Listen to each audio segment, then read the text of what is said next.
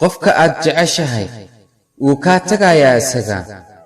laakiin qofka ku jecel kaama tagayo ilaa aad ka tagto mooyee waxaan ogaaday inaad tahay qofkii ugu been badnaa ee isoo mara nolosheeda markaan soo xasuusta erayga ah ha ilmaynin macaani waan yaabaa sababtoo ah adiga ayaa iga ilmaysiiyey dadka waxay ii maleeyaan inaan aamusanahay oo aanan hadlin laakiin aamusnaanteeda waxay u dhigantaa kun eray balse maahan adiga erayadaas kuwa aad fahmayso ama aad maqlayso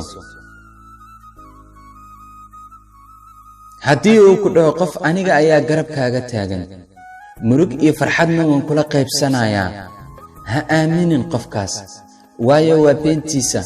isla isaga ayaa kaa oysiinayo waxaan u haystay aamusnaanteeda inaad fahmayso laakiin maxaad fahantaa aamusnaan iska daaye hadalkayga xitaa ma fahmaysid waxaan ku fikiri jiray markaan qof jeclaado inaan farxad helayo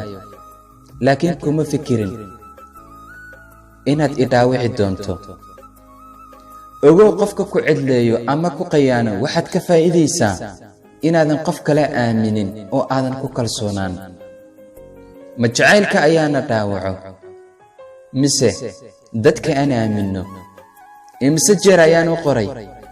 erayga ah macaanay iiga waran xaaladdaada anigoo ka walwalaayo misena aan layga soo jawaabin jacayl iyo jawi caanshaq kelinimo ayaan ka doortay kalsooni aan jirin iyo murug joogtaana kelinimo ayaan ka doortay hadda aad ayaan u faraxsanahay waxaana ku jiraa jawi farxadeed waana ku jiri doonaa inta noloshayda ka dhiman waxaa jira dusha sare dacad ruux matalayo dibna ku macaasho misna necab dantaadii aan daraja kula rabin waan kaaga digayaa aan daraja kula rabin waan kaaga digayaa waxaa jira dusha sare